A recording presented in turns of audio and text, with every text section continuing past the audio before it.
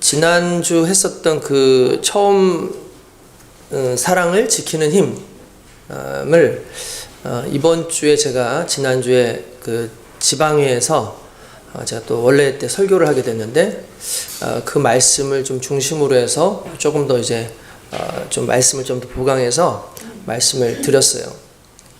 드리면서 또 깊이 묵상하는 바가 우리가 처음 사랑, 그럼 이제 처음 사랑이 도대체 뭐냐? 처음 사랑이 뭐냐? 그래서 처음 사랑은 저 사람을 향한 뭐 뜨거운 마음, 뜨거운 가슴 뭐 이렇게 얘기할 수 있지만 그냥 간단해요. 예수입니다.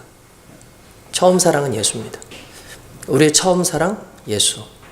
예수를 믿고 복음 안에 들어와서 우리가 처음 믿었던 예수. 그 예수가 우리의 첫사랑이고 처음 사랑입니다. 우리가 예수를 놓고 살기 때문에 문제가 되죠. 솔직히 그 예수님을 둘러싸고 있는 수많은 복음들이 있어요. 그걸 저는 유사복음이라고 얘기했었어요. 기억나실 겁니다. 뭐 예수 믿으면은 뭐 복 받는다. 예수 믿으면 부자 된다. 예수 믿으면 건강해진다. 예수 믿으면 만사가 형통하다. 근데 예수 믿어도 만사 형통하지 않을 때 많고, 예수 믿어도 가난하게 살 때 있고, 예수 믿어도 아플 때 있습니다. 그렇다고 한다면 예수를 잘못 믿은 것이냐? 아니죠. 그게 복음이 아니라는 뜻이에요. 복음은 예수 그리스도가 나의 생명입니다. 나의 영생이고 나의 주인이시고 그분을 통해서 내가 하나님의 자녀가 되었다라는 정체성, 그것을 갖게 하는 게 바로 처음 사랑, 예수 믿는 자의 복인 줄로 믿습니다. 그 복 안에서 모아넣어 주신 것이 바로 우리 믿는 자들이고 우리는 그런 존재들입니다. 그래서 하나님을 닮고 그리스도 예수를 닮은 우리가 세상을 살아갈 때 세상과 다른 이유가 무엇이냐면 우리의 존재 자체가 그리스도 예수로 하나 되었기 때문에 그렇다는 걸 일단 우리가 먼저 명시할 필요가 있다는 거죠.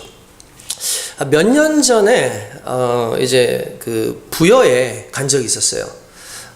부여에 가서 부여하면은 생각나는 게 이제 아무래도 그 백제의 한때 수도였기도 하고 이 백제의 그 문화 유적지들이 상당히 많이 있습니다. 뭐 백마강도 있고 뭐 낙함 이런 것도 이제 여러분들 한번 가면은 또 보실 수도 있고 그랬어요. 근데 좀 아쉬운 거는 이제 아무래도 이 조선 시대보다 백제 시대가 상당히 오래전이다 보니까 유물들이 그렇게 엄청나게 많지는 않더라고요.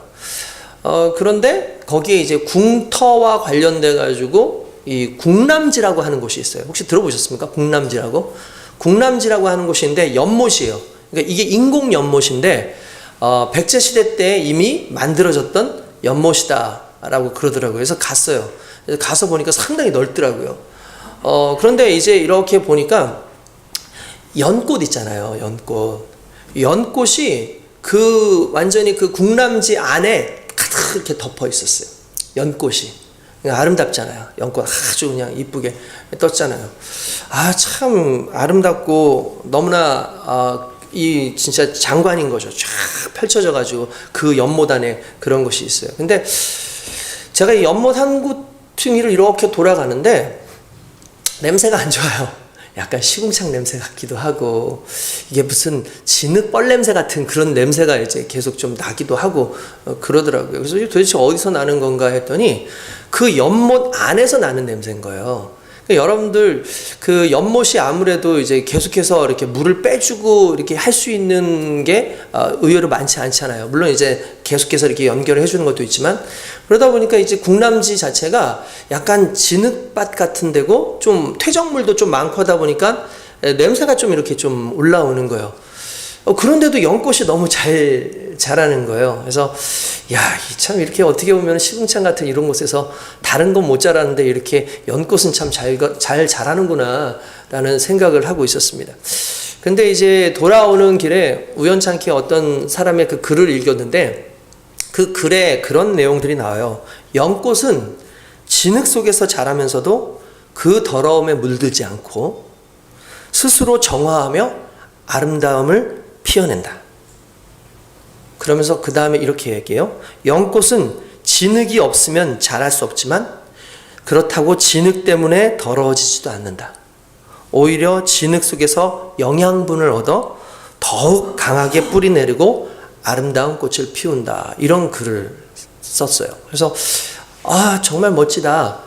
진흙에서 살지만, 그 냄새나는 곳에서 살지만 그 냄새로 더러워지지 않고 그 냄새로 인해서 그 진흙의 그 더러움으로 인해서 망가지지 않고 오히려 아름다운 꽃이 된다라는, 그것이 연꽃의 어떻게 보면 자정 능력이기도 하고 연꽃이 생존하는 능력이구나 라는 것을 또 나름대로 좀 생각해 볼 수 있는 시간이었어요. 근데 그것을 아무래도 예수 믿고 목사인 나는 무슨 생각이 드냐면, 성도도 이와 같아야 되지 않을까? 성도가 살아가는 세상이 무슨 천국에서 사는 게 아닙니다. 우리가 살아가는 세상이 무슨 엄청 좋은 환경 속에서 살아가는 게 아니에요. 우리는 어떻게 보면은 세상의 죄악 가운데 살아가고 있고, 세상의 욕심과 탐욕과 수많은 싸움 가운데, 정쟁 가운데 살아가는 게 우리 믿는 사람들이거든요. 그런데도 불구하고 우리 믿는 사람들이 죄인으로 살지 않는 것, 죄악의 세상에서 살지만 죄인으로 살아가지 않는 것, 그 능력을 거룩이라고 말합니다. 결국 거룩이라는 건 세상 가운데, 죄악 가운데 있지만 죄악 가운데 거하지 않고 하나님의 자녀의 정체성을 가지고 살아가는 것, 이게 거룩인 거죠. 그래서 결국 여러분, 저와 여러분들이 세상 속에서 물들지 않는 이유가 뭡니까? 그건 하나님이 우리 안에 함께 하시고 성령이 우리를 지키시고 무엇보다 그리스도 예수께서 우리로 하여금 연합되게 하셨다라는 그 사실이 결국 세상 속에서 우리를 강하게 하시는 힘인 줄로 믿습니다. 할렐루야. 여러분, 우리는 거룩 공동체인 거죠. 그래서 교회는 거룩 공동체고, 이 거룩 공동체가 무너지게 되면 그때부터 조금씩 세상의 물결들이 우리 안에서 우리를 더럽힌다는 거예요. 그래서 성경은 끊임없이 우리로 하여금 연합해서 그 거룩을 지켜라, 너희가 서로 협력해서 그 거룩을 지키라고 끊임없이 말씀을 하고 있다는 것을 오늘 우리가 잘 알아야 될 줄로 믿습니다. 우리는요, 한 가지 중요한 건, 이 교회는 우리가 직접 만든 것이 아니라는 데 먼저 우리가 중심을 좀 둘 필요가 있어요. 오늘 성경 1절에 보면 이렇게 나옵니다. 그러므로 주 안에서 갇힌 내가 너희를 권하노니 너희가 부르심을 받은 일에 합당하게 행하여 라고 나옵니다. 부르심을 받은 일에. 여러분, 간단하게 말할게요. 불러주신 거예요. 부르신 거예요. 전에도 말씀드렸죠? 부르신 겁니다. 이 부르심을 받은 일 할 때 부르심이라는 단어가 에클레데테라고 얘기하는데, 아마 몇 주 전에 여러분들한테 설교했을 거예요. 교회를 뭐라고 불렀다고요? 에클레시아라고 불렀어요. 부르심을 받은 일, 그리고 에클레시아는 부르심을 받은 자들의 모임이에요. 그러니까 부르심을 받았다는 건 내가 내 스스로 의지를 가지고 이곳에 온 것이 아니라 하나님께서 이곳으로 우리를 불러주셨다는 사실이고, 그리고 불러주셨다는 것은 불러주셔서 행하게 하실 일이 있다는 것을 의미하는 것이죠. 그래서 오늘 저와 여러분들은요, 하나님의 부르심 플러스 하나님이 부르신 곳에서 해야 될 우리의 사명을 생각하면서 이 교회가 연합되어져서 그 모든 사명을 감당하는 일에 최선을 다해야 될 줄로 믿습니다. 할렐루야.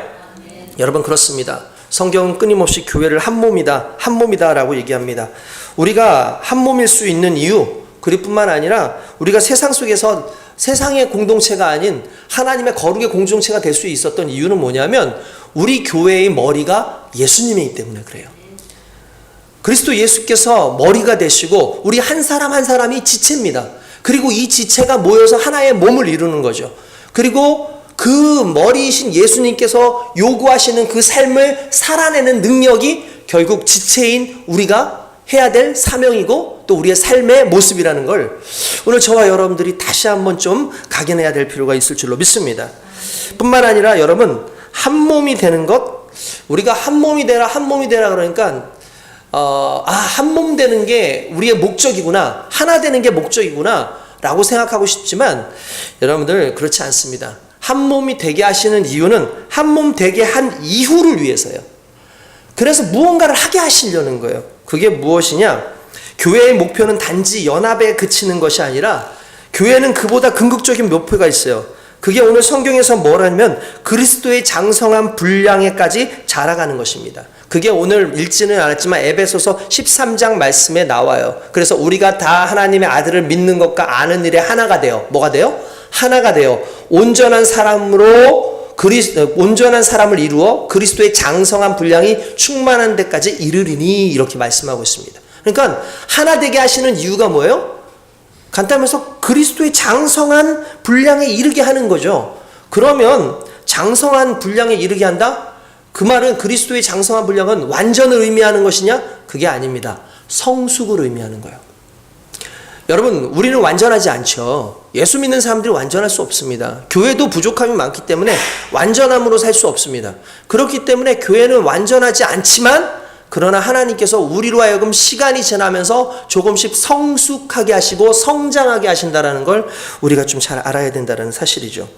그러면 왜 성숙하게 하셨나? 그럼 왜 성숙하게 하셨나? 그래, 좋아. 우리가 한 몸 됐어? 그 다음에 우리를 성숙하게 하신대. 성장하게 하신대. 그럼 왜 성장하게 하셨지? 왜 성숙하게 하셨지? 그건 14절에 보면은 정확하게 나와 있는데 뭐냐면 진리를 분별하고 더 이상 거짓된 교훈의 풍조에 휩쓸리지 않게 하기 위해서라고 되어 있어요. 무슨 말이냐? 우리가 결국 지켜야 되는 게 뭡니까? 그리스도 예수의 복음인 거죠. 교회는 그리스도 예수의 복음 안에서 하나 되었고 그리스도의 복음을 지키는 곳이에요. 그러면 이 그리스도의 복음을 지키기 위해서 우리가 온전히 하나님의 믿음 안에서 살아야 되는데 수많은 이단들이 수많은 교훈들이 계속해서 오거든요. 안 좋은 이야기들도 오고 우리가 서로 불신하고 반목하는 그런 상황들이 계속해서 오잖아요. 그러면 중요한 건 그리스도의 복음이 깨져요. 그러니까 하나님께서 그 그리스도의 복음이 깨지지 않도록 하기 위한 방법으로 두신 게 뭐냐면 어린아이 같지 않고 장성한 어른의 성숙함으로 가라는 거죠. 할렐루야. 여러분 그렇죠. 어린아이들은 어떻습니까? 어린아이들은요 뭐라고 사사사삭 얘기하면 그래요? 하고 그리로 갑니다. 정말 별거 아닌 거 가지고 싹 얘기하면 막 분노도 하고 별거 아닌 거 가지고 정말 좋아하기도 하고 이 어린아이들은 줏대가 없죠. 그래서 교회 안에서도 성도들을 보면 어린아이 같은 성도들이 있어요. 그래서 이리저리 막 흔들리고 무슨 얘기해주면 그게 진짜인 줄 알고 분노하고 그것 때문에 바르륵 거리는 사람들.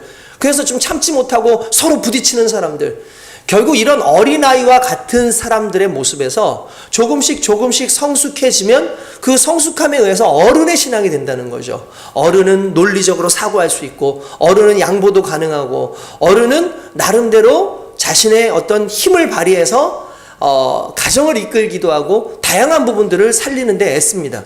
이러한 공동체의 모습에서 하나님께서 우리에게 결국 한 몸이 되어서 성숙해지라라고 하는 건 다른 이단의 말들 다른 온갖 더러운 교훈들로부터 우리를 지켜낼 수 있는 수준까지 가라는 것을 의미하는 것이고 결국 그것이 예수 그리스도를 향한 우리의 믿음을 지키는 것이라는 걸 믿으시길 주님의 이름으로 축원드립니다. 여러분 그래서 그렇게 우리가 성숙해져야 된다는 사실을 오늘 성경은 말하고 있다는 거예요.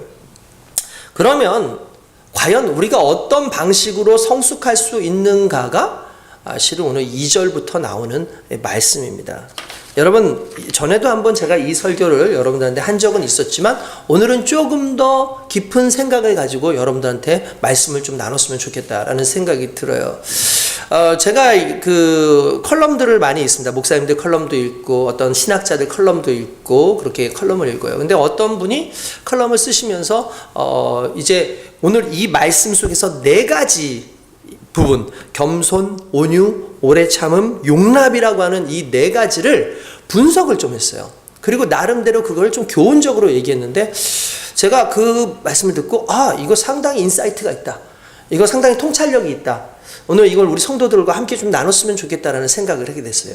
그래서 첫 번째 하나님께서 하나 되게 하신 것을 힘써 지키라고 했는데 그 지키게 하는 첫 번째가 뭐냐면 겸손이에요. 할렐루야. 여러분 공동체를 유지시키는 가장 첫 번째가 뭡니까? 겸손입니다. 교만은 자기를 드러내죠. 그죠? 그죠? 그러면 우리는 이 겸손을 어떻게 생각하기 시작하면 교만은 나를 드러내는 거면 겸손은 나를 드러내지 않는 것이다 라고 생각을 하죠. 그러면 끊임없이 우리는 어떤 싸움을 하기 시작하냐면 나를 낮추는 싸움을 해요. 나 자신을 자꾸 낮추려고 해요. 그래 나 낮춰야지. 여러분 근데요 겸손은 낮추려고 애쓰는 것이 아닙니다. 겸손은 낮추려고 애쓰는 게 아니에요. 단순히 낮아지려는 것조차 실은 초점은 나에게 있는 거예요. 내가 할 수 있다. 내가 할 수 있다. 그죠? 낮추는 것도 내가 할 수 있다고 생각을 해요. 근데 여러분 한계가 있어요. 내가 하는 것엔. 거의 나를 잊어버려야 돼요. 겸손이라는 건 어떻게 하는 거냐? 간단합니다. 상대를 높이는 거예요. 겸손은 내가 낮아지는 게 아니라 상대를 높이는 거예요. 결과적으로 남을 높여서 나를 낮추는 게 겸손입니다. 이게 왜 중요한 줄 아십니까? 잘못하면 나를 낮추는 데 애쓰는 겸손은 자기 비하를 할 수 있어요. 가끔씩 자학해요. 자기를 막 디스하죠. 그러니까 나를 낮추다 보면 여러분, 사람들이 이게 어느 순간부터는 낮춘다라는 개념이 어느 순간에 그냥 무기력으로 빠지게 되고 막 연약함으로 빠지게 되고, 예수 믿는 사람들은 무기력해야 되고 사람들 앞에서 주눅 들어 있어야 되는 것처럼 그렇게 잘못 이야기를 할 수 있는 거예요. 그게 아니라는 거예요. 겸손은 끊임없이 남을 존중해주고 남을 높이는 거예요. 교회 안에서 남을 높여주는 거예요. 그래서 성경에도 남을 나보다 낮게 여기고, 여기서 낮다는 건 낮았다는 게 아니라 나보다 더 낫다, 나은 사람이다, 더 높은 사람이다라고 믿고 그들 섬겨주라는 거예요. 이게 겸손의 진정한 뜻입니다. 여러분, 근데요, 이 겸손에는요, 능력이 필요해요. 이거는 우리가 할 수 있는 능력이 아니라 그리스도 예수로 말미암아 성령께서 주시는 능력으로만 가능한 거예요. 남을 높이는 거 쉽지 않습니다. 자기가 높아지려고 하는 세상에 남을 높이는 거 쉽지 않아요. 남을 높이기 위해서는요, 힘이 필요해요. 어떤 힘일까요? 자기를 제어할 수 있는 힘. 어쩔 수 없어서 낮아지는 것, 힘이 없어서 굴복하는 것을 겸손이라 하지 않습니다. 그건 패배고 당연한 것이고 연약한 거예요. 그죠? 그렇잖아요. 권력 있는 사람 앞에서 내가 낮아지는 걸 겸손이라고 하는 사람 있습니까? 그렇게 말하지 않죠. 그건 그냥 굴복하는 거예요. 패배하는 거예요. 그냥 그 사람의 위치가 나보다 높기 때문에 자연스럽게 굽신굽신 거리는 거예요. 그런데 겸손은 그게 아니에요. 동등한 위치고, 아니 오히려 더 뛰어난데 남을 높이는 것, 이건 엄청난 힘이 필요하고 내공이 필요한 거예요. 기본적으로 자신의 가치를 아는 사람만이 행할 수 있는 것이라는 걸 여러분 깨달아야 될 줄로 믿습니다. 이 힘을 누가 주십니까? 성령이 주십니다. 그래서 성령이 충만한 사람들은 자기 비하하지 않아요. 그래서 주눅 들어 있지 않아요. 성령이 충만한 사람들은 주눅 들지 않은데도 불구하고 남들을 높일 줄 알아요. 그의 인생을 칭찬해요. 인정해요. 그가 충분히 가능성 있는 존재라는 걸 끊임없이 이야기해요. 할렐루야. 아멘. 우리 한번 앞뒤로 양옆으로 이렇게 합시다. 당신은 정말 하나님께서 높이신 분입니다 라고 얘기합시다. 시작. 당신은 정말 하나님께서 높이신 분입니다. 그렇습니다. 여러분, 하나님께서 여러분들을 높이셨습니다. 무엇으로 알 수 있나요? 예수 그리스도께서 낮아지셨잖아요. 예수 그리스도께서 죽음까지 낮아지셨잖아요. 그래서 우리를 높이셨잖아요. 이게 빌립보서에서 나오는 말씀이에요. 여러분, 성경은 끊임없이 나를 높이는 게 아니라 남을 높임으로써 내가 겸손을 유지하는 법을 알게 하신다는 걸 오늘 저와 여러분들이 깊이 묵상해야 될 줄로 믿습니다. 여러분, 그렇습니다. 나를 낮추면 어느 순간 자기가 바보 같고 병신천치 같고 억울하고 끌려가는 것 같고, 그래서 침울해지고 상대적으로 원망이 나옵니다. 손해보는 것 같습니다. 그리고 결국 심령이 망가집니다. 그러니까 나를 낮추면 그래요. 근데 그게 아니라, 그 마음이 아니라, 나를 낮추려는 마음이 아니라 상대방을 높이려는 마음을 가지면 그런 생각이 들지 않아요. 나를 낮추려고 하는 노력이 있다 보니까 비굴해질 수밖에 없고 이 상황에서 막 낮아져야 된다. 그게 아니라 남을 높게 봐서, 남을 높여서 나로 하여금 하나님의 자녀로서의 삶을 살게 하는 것. 이게 너무나 중요하죠. 남을 나보다 높게 보려고 하고 높여주려고 하면 자발적이고 능동적인 기쁨이 있어요. 그것은 섬김이고 겸손입니다. 뿐만 아니라 결과적으로요, 서로 높아지는 거예요. 서로 높아지는 거예요. 내가 이 사람을 높이고 이 사람이 나를 높여줄 때 함께 높아지는 귀한 역사가 일어납니다. 저 사람도 낮아지고 나도 낮아지는 데에만 노력을 하면 다 낮아지는 거죠. 그러나 저 사람을 높이고 저 사람도 나를 높여주면 나도 높아지고 그 사람도 높아지는 거예요. 이 놀라운 역사가 오늘 저와 여러분들에게 있는 줄로 믿습니다. 예수님과의 관계도 마찬가지라고 이야기합니다. 나는 예수님만 높이겠다. 나는 주만 높이겠다. 여러분, 이 원리가 어떤 원리입니까? 여러분들 그분을 높이겠다? 내가 낮아지겠다? 낮아질 거? 이미 여러분, 우린 낮출 것도 없어요. 이미 연약한 존재고 부족하고 뭘 더 낮춥니까? 예수님을 높여서 나를 낮추는 것, 이게 겸손이죠. 예수님의 영광 앞에 서십시오. 나는 무너지게 됐습니다. 예수님의 영광 앞에, 예배의 그 영광 앞에 서는 것보다 더 좋은 겸손의 길이 없다라는 걸 믿으시기 바랍니다. 그래서 여러분들 겸손해야 돼요. 자꾸 높여줘야 됩니다. 할렐루야. 뿐만 아니라 오늘 어떻게 해야지 우리가 하나 될 수 있느냐? 온유해라 라고 되어 있습니다. 온유하라. 여러분들 뭐 온유에 대해서는 끊임없이 제가 여러분들한테 설교하지 않았습니까? 온유는 고전적인 의미로는 통제된 힘, 잘 길들여지는 거, 그래서 나의 사납고 난폭한 것을 잘 길들여서 온순해지는 것을 온유라고 그렇게 이야기를 합니다. 그래서 실제 삶의 온유는 가장 중요한 표현을 썼는데, 내 삶에 내 권리에 집착하지 않는 게 실은 온유래요. 이게 무슨 말이냐? 마귀는 우리의 권리를 주장하게 해요. 그죠? 내 권리를 주장하게. 나 뭔데? 나 누군데? 나 이런 사람인데, 권리를 자꾸 주장하게 하죠. 근데 그 권리를 주장하지 않을 때 온유가 생긴대요. 그러니까 권리의 주장의 끝은 결국 분쟁하고, 그죠? 갈등하고, 실은 이게 마귀가 파놓은 함정이에요. 오늘날의 시대의 특징이 뭡니까? 권리를 주장하게 하는 거예요. 이건 우리가 가져야 될 권리가 아닙니까? 권리를 주장하는 곳 있으면 데모가 많이 나요. 다들 불만들이 많은 사회는 권리를 주장하는 사회예요. 내 권리, 내 권리. 권리 중요하죠. 우리가 누려야 될 권리가 분명히 있습니다. 권리가 분명히 있습니다. 그 권리를 무시해서는 안 됩니다. 무시당하는 거 그거 옳은 거 아닙니다. 그런데 가끔씩 예수를 믿는 자들에게 있어서 권리보다 조금 더 높은 게 뭐냐면, 여러분 이거죠. 온유는 권리보다 책임을 좀 더 무겁게 여기는 거예요. 책임을. 권리를 주장하기보다는 맡겨진 책임을 감당할 때 내 감정을 내세우지 않아요. 권리는 내 감정이 내세우죠. 왜? 기분이 안 좋아요. 내 권리를 침해당했기 때문에. 어떻게 나한테 이럴 수 있어? 나를 업신여길 수 있어? 생각하면 책임을 던져버리고 싶고 맡겨진 사명을 던져버리고 싶어요. 근데 예수 믿는 사람은 그래서 자신의 권리로 사는 게 아니라 예수의 권리로 사는 거예요. 여러분들이 여러분들의 권리를 가지고 얘기하는 순간 어떻게 나를 이렇게 대할 수 있어? 그러면은 그 권리가 무너진다고 생각하는 순간 이 권리가 무너지게 될 수밖에 없었던 수많은 사명들이 있어요. 책임들이 있어요. 그걸 내 권리 때문에 내려놓고 싶어져요. 근데 그게 아니라는 거죠. 오히려 내가 짊어지고 있는 사명과 책임을 나의 권리보다도 더 무겁고 중요한 것으로 여기는 순간에 그때 역사가 일어나는 겁니다. 그게 온유함이에요. 그 대표적인 예를 설명하고 있는데, 아론과 미리암 이야기입니다. 아론과 미리암. 여러분 아론과 미리암이 누구죠? 네. 우리가 좀 성경을 많이 읽어야 돼요. 네. 모세에게는 형이 있었고 누나가 있었습니다. 형은 아론이고 또 누나는 미리암이에요.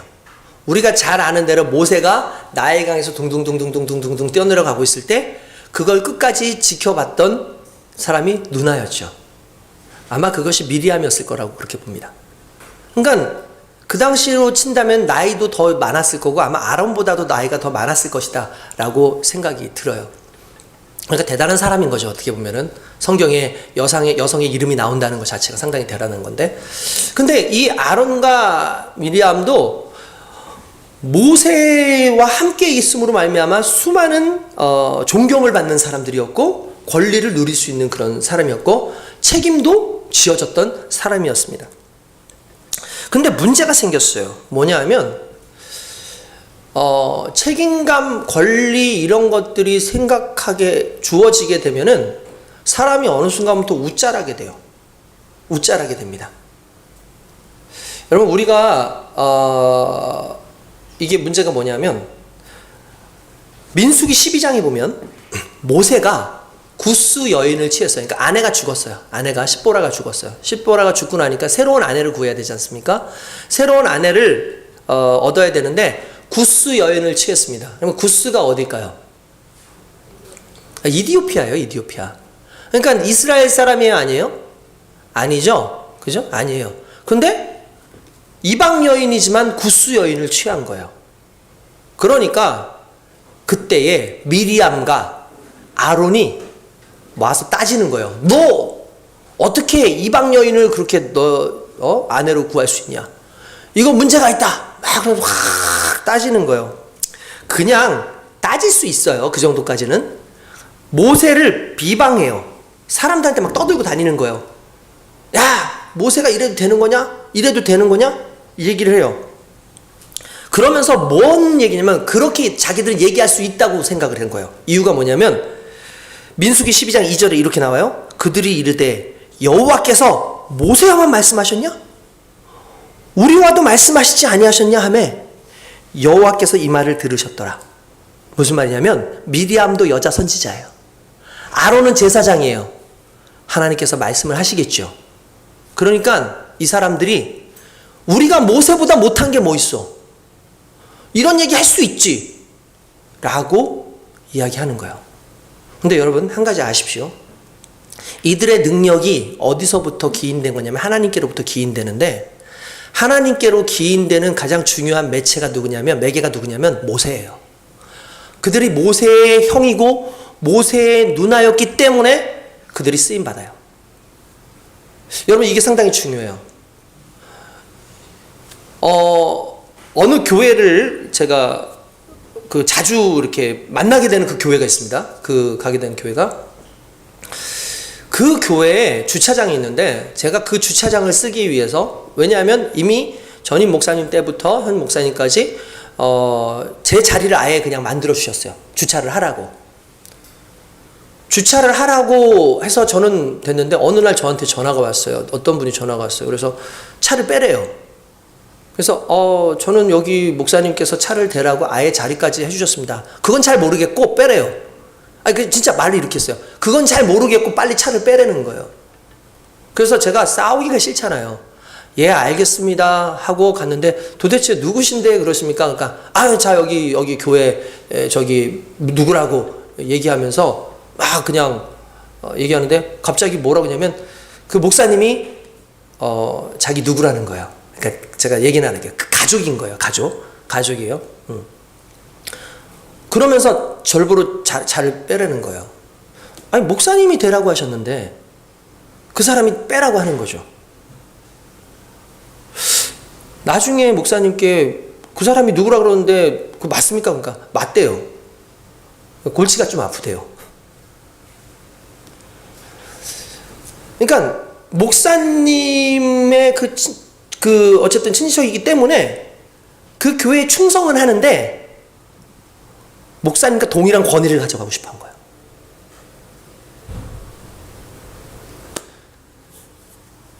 결국 그게 문제가 어떻게 되냐? 목사님을 뛰어넘어요. 어느 순간 그걸 뛰어넘어요. 이게 조심해야 될 부분인 거예요. 우리 교회에는 우리 가족들도 많이 있고 그럴 겁니다. 더 겸손해져야 돼요. 더 책임감을 강조해야 돼요. 권리를 얘기하는 것보다 내가 섬김의 모습도 있어야 됩니다. 순종할 수도 있어야 되고 뭔가 한마디 하는 것보다 중요한 것이 내가 어떻게 삶 가운데 더 온유하게 내 책임을 감당할 것인가에 더 집중할 필요가 있는 거죠. 어떻게 보면 미리암과 아론이 그런 거예요. 내가 하나님 앞에 직접 말씀 듣는다. 모세 너만 듣냐? 나도 듣는다. 그걸 누가 들으셨을까요? 하나님께서 들으셨어요. 그런데 그쯤 되면 모세가 이것들 봐라. 지금 그 위치에 간 게 누군데? 지금 나한테 지금 함부로 이러는 거야? 내가 그냥 안 준다? 내가 그냥 안 준다?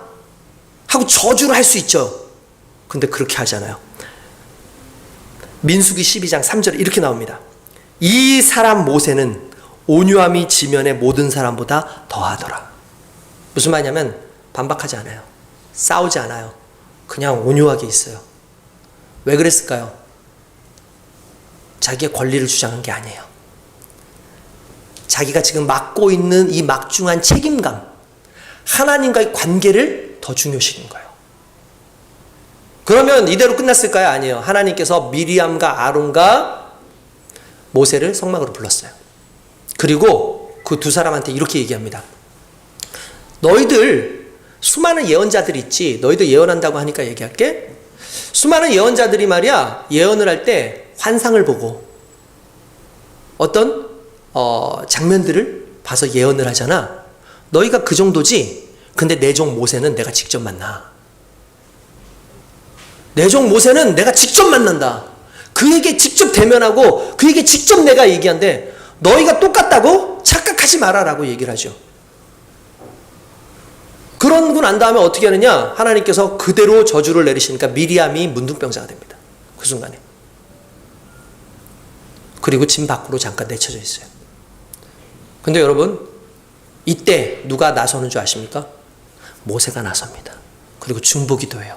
하나님 불쌍히 여겨달라고. 하나님 불쌍히 여겨달라고. 그게 모세의 책임이었어요. 한 사람이라도, 한 영혼이라도 떨어지지 않기 위해서 그들을 중보하는 것. 비록 나를 비방하는 사람이지만 이 무리 안에 함께 있는 존재이기 때문에 그를 위해서 기도하는 그 책임감, 권리보다 책임감을 더 중요시 여겼던 그 모세의 모습이 온유함에 그걸 달하는 겁니다. 할렐루야. 여러분, 그렇습니다. 이 온유함은 나의 권리를 주장하는 것이 아니라 나의 맡은 책임감을 강조할 때 더 강하게 드러나게 돼 있어요. 할렐루야. 아멘. 그렇습니다. 뿐만 아니라 오래 참음이라고 나옵니다. 오래 참음. 그렇죠? 오래 참음. 전에도 얘기했죠. 오래 참는다. 오래 참는다. 뭘 참는다는 거죠? 뭘 견디라는 거죠? 사람을 견디는 거예요. 사람을. 우리는 어려움을 견디는 게 아닙니다.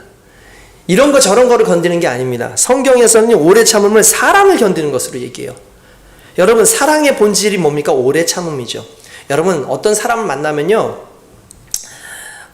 사람은 감정이 그 말투나 행동이나 이런 거에 드러나요, 실은. 그죠? 기분이 좀 나쁘다 그러면 되게 부드럽게 얘기하는데도 흔히 말하는 야지논다 그러잖아요. 약간 빈정거리면서 이야기를 해요. 모르는 거 아니에요. 다 알아요. 근데 모르는 줄 알고 그냥 좋은 얘기로 하지만 싫은 거 살짝 듣기를, 그 좋은 말 10가지 중에 그 살짝 넣는 그거 하나를 통해서 그 사람을 긁고 싶은 마음이 사람들이 있어요. 그 감정적으로 드러나죠. 그 참 쉽지 않아요. 그 말투 고쳐야 돼요. 행동 고쳐야 돼요. 거슬리는 거 많아요. 그죠? 일단은 우리가 고쳐야 된다는 걸 기본으로 두지만 또 한 가지, 그 부분에 대해서 오래 참을 수 있어야 돼요. 목회를 롱런하는 사람들의 특징은요, 오래 참더라고요. 그래서 그런 말 들으면 막 되갚고 싶잖아요. 막 그냥 어떻게든 다시 내가 반박해가지고 쳐주고 싶잖아요. 그래야지 속이 시원할 거예요. 사이다라를 막 하고 싶잖아요. 막 안갚음을 하고 싶잖아요. 근데 성경은 안갚음을 하지 말고 안갚음. 갚지 마라. 참을 만큼 참았어. 이게 아니라는 거예요. 조금 더 참아라. 사람을 견디라. 왜냐하면 교회는 사람이 모이는 곳이기 때문에 그래요. 교회는 사람이 모이는 곳이기 때문에 사람을 참는 곳이에요. 우리 옆에 하나씩 오래 참기 힘든 사람들 붙여주십니다. 그죠? 여러분들 삶 가운데 있죠. 가정에도 있잖아요. 그죠? 여러분들 삶 가운데 보면은 여러분들 참기 힘든 한 사람을 붙여주세요. 그러면 이렇게 생각해서 하나님께서 나에게 파송하신 사람이다. 나를 위하여, 나의 인격을 위하여, 나의 성품을 위하여, 더 깊어지는 관계를 위하여. 관계가 넓어집니다. 저걸 참네? 그 소리 많이 들으면 하나됨이라는 선물을 주십니다. 결국 사람을 견뎌라, 사람을 얻게 될 것이다. 사람을 견뎌내면 사람은 얻게 될 겁니다. 이게 오늘 우리에게 주신 하나님의 은혜의 말씀이라고 믿으시기 바랍니다. 또한 사랑 안에서 용납하라 라고 말씀하십니다. 여러분, 용납한다라는 말을 영어로 보니까 KJV의 그 영어를 보니까 거기에 bearing이라고 되어 있어요. bear 하면은 곰이란 뜻이잖아요. 그렇지만 또 동사로 쓰면 참는다, 견딘다 라는 뜻이 있어요. 아시죠? 견디는 거예요. 어디 안에서? in love. 사랑 안에서 견뎌내는 거예요. 그러니까 용납이라는 건 간단해서 참는 거래요. 근데 거기서 한 단계 더 나아 품는 거예요. 근데 bear에 또 다른 단어 하나가 있어요. 중요한 단어. 뭐죠? 임신이에요. 임신. 아이를 낳고 아이를 갖는 거. 여러분 보시면 아시겠지만 상대방의 아픔을 그냥 내가 아이를 갖는 것처럼 품으라는 거예요. 이게 용납입니다. 여러분 임신하면 어때요? 여기 임신 안 하셨던 우리 저기 여성 결혼한 여성 성도들이 어디 있으면 다 아이를 낳고 아이를 갖죠. 어땠습니까? 저도 보는데 뭐 입도 타고 막 배도 나오고 뒤뚱거리고 화장실 가는 것도 힘들고 누워있는데요 척추는 계속해서 눌려가지고 아프고 정말 괴롭지 않습니까? 결국 여러분 근데 아유 힘들어 애 못 낳겠어 끝 이런 사람 있어요? 아니에요. 끝까지 낳아요. 끝까지 견뎌요. 그리고 결국은 끝내 낳아요. 왜냐면 그럴 수밖에 없어요. 왜냐면 아이를 낳지 않으면 그 안에서 아이가 죽거나 그러면 옛날의 기준에서 나도 죽는 거예요. 견디는 건 용납하는 건 아이만 사는 게 아니라 나도 사는 거예요. 그걸 품는 거죠. 서로의 문제를 내 문제처럼 끌어안는 거예요. 하나님께서 우리에게 주신 그 하나되게 하심을 마귀는 끊임없이 무산시키려고 노력하죠. 야, 제 문제는 제 문제지 네 문제 아니잖아. 왜 그거를 네가 품으려고 그래? 제 문제는 제 문제 지가 알아서 하라 그래. 지가 알아서 하라고 그래? 중요한 건 같은 공동체예요. 손가락 하나가 문제가 생겼는데 아파요. 가시가 박혀 있어요. 아이고 지가 알아서 그래. 털든지 어든지 알아서 하라 그래요. 무슨 소리예요? 이쪽 손가락 와서 뜯어줘야죠. 왜요? 그게 내 몸인데요. 그래서 용납은 그런 거예요. 그게 하나님께서 오늘 저와 여러분들에게 주신 하나님의 명령이고 우리가 세상 가운데 교회를 품을 수 있는 능력인 줄로 믿습니다. 거기에 하나님께서는 뭐라고 말씀하셨나요? 평안에 매는 줄로 성령이 하나 되게 하신 것을 힘써 지키라. 할렐루야. 여러분 그렇습니다. 평안에 매는 줄, 평안이 필요합니다. 여러분 모든 것을요 평안 가운데서 하나님이 묶어주신 그 성령의 사랑이라고 하는 그 줄로 끊임없이 단단히 묶어야 돼요. 여러분 평안이 너무 중요합니다. 옆에 있는 사람들한테 이렇게 합시다. 샬롬 하고 이야기합시다. 시작. 샬롬, 샬롬. 샬롬이 뭡니까? 예, 그쵸. 진짜 살롬 되라 이거죠. 죽을 놈 말고. 그래서 샬롬이라고 얘기하면 말 그대로 평화가 있어라, 평강이 있어라 라고 해요. 기독교의 정신은 샬롬입니다. 왜 샬롬이죠? 평강은 언제 일어나나요? 이 사람과 이 사람이 서로 연결될 때 샬롬이 일어나는 거죠. 우리는 샬롬이 없었죠. 근데 예수 그리스도로 말미암아 하나님과 내가 샬롬이 됐어요. 그래서 하나님과 내가 평안을 이룬 거예요. 평강은 서로 연결되는 거예요. 그게 평강인 거죠. 하나님께서 우리로 하여금 평강을 이루게 하신 거예요. 근데 그 평강이 너무나 중요해요. 그리고 이 평강은 선순환을 일으킵니다. 최근에 그 대북 방송을 안 한대요. 대북 방송을. 그 휴전선 이런 데 있지 않습니까? 그러면 대북 방송을 계속 해요. 그러면 이제 그 사람들을 그렇게 자극 주지 않으면서도 할 수 있는 대북 방송이 뭐냐면 노래 틀어주는 거예요. 한국 노래. 그리고 가장 많이 하는 거 뭔지 아시죠? 기상예보. 기상예보를 알려준대요. 그러면 북한에서 쓰는 기상예보와 우리나라에서 쓰는 그 기상예보가 이 천지차이에요. 기술력이 달라요. 북한에서는 뭐 비 올 것 같은데 자 조금 있다가 몇 시 후에 비가 오겠습니다. 진짜 비가 내린다는 거예요. 깜짝 놀란다는 거죠. 그러니까 우리 기술력에 대해서 놀라는 거죠. 어쨌든 이런 대북 방송들을 막 한다는 거예요. 막 아주 은유적으로 이렇게. 근데 어느 순간부터 대북 방송을 멈추겠대요. 근데 제가 우리 형원이가 군대 있잖아요. 걔가 전방에 있잖아요. 아빠 여기 진짜 무서워 그래요. 왜 무서워? 그러는데 우리가 대북방송 노래 같은 걸 틀어주죠. 그럼 걔네는 뭐 트는 줄 아세요? 이거는 뉴스에 나오기 전에 이미 제가 알았던 거예요. 왜냐면 형원이가 해서 엄마 귀신 소리 들어줘. 저녁에 계속 무슨 이상한 소리가 계속 나요. 귀신 소리 같은 거래요. 그러면 소름이 끼치고 오싹하고 화장실도 못 갈 것 같대. 미치겠대요. 그냥 이상한 거 귀신 소리 그거를 계속 튼대요. 그래서 얼마 전에 만나서 그거 괜찮냐 그러니까 아빠 이제 익숙해졌어 그러더라고요. 얘네들은 참 희한하잖아요. 막 공포를 주는 거예요. 뭔가 공포적인 어떤 그런 것들 막 하는 거예요. 대북방송 안 하겠다 해서 대북방송 안 했더니 걔네들 곡소리 이제 안 해요. 저는 이거 상당히 중요하다고 생각해요. 화평의 평안의 선순환. 너희가 먼저 해가 아니라 내가 먼저 할게가 그도 그렇게 하게 하는, 물론 그렇게 안 한다 할지라도 적어도 나는 평화의 사람이라는 걸 인정해주는 나 스스로는 그게 중요한 거죠. 그 평안에 매는 줄로 어떻게 하라고요? 하나 되기 시작한 것을 꽁꽁 묶어라. 여기서 평안에 매는 줄이라는 단어를 찾아봤어요. 찾아보니까 간단하면서 밧줄 같은 거 이런 걸 의미하기도 하지만 이게 골로새서에 가면은 2장 19절인가 그랬던 것 같은데 골로새서에 보면은 밧줄하고 똑같은 단어가 뭐냐면 힘줄이라는 단어였어요. 힘줄. 여러분 근육, 뼈 이런 것들이 움직이려면 그것을 잡아당겨줘야 될 힘줄이 필요해요. 아시죠? 그걸 움직이게 하는 힘줄이 붙어 있어야 돼요. 인대가 붙어 있어야 돼요. 그죠? 그러니까 똑같은 거예요. 결국 이게 그런데 힘줄이라는 게 하나만 붙어 있는 게 아니에요. 다발적으로 붙어 있어요. 사람이 여럿이고 문제가 여럿이고 우리 삶 가운데 있는 수많은 것들인데 다발적으로 그것들을 붙잡아 줄 수 있는 그 힘줄과 같은 역할을 해주는 평안, 그 사랑, 그것이 결국 교회를 하나 되게 하고 교회를 성숙하게 하고 교회를 하나님의 올바른 말씀을 지키게 하고 우리가 끝까지 믿음의 견지에 설 수 있게 하는 줄로 믿습니다. 오늘 이 말씀을요 여러분 좀 깊이 좀 상고했으면 좋겠어요. 그래서 우리 스스로가 이 교회에게 맡겨주신 사명을 감당하기 위해서 내가 어떻게 믿음의 성품을 가져야 되는지 깊이 생각하는 저와 여러분 되시길 주님의 이름으로 축원드립니다. 기도하겠습니다.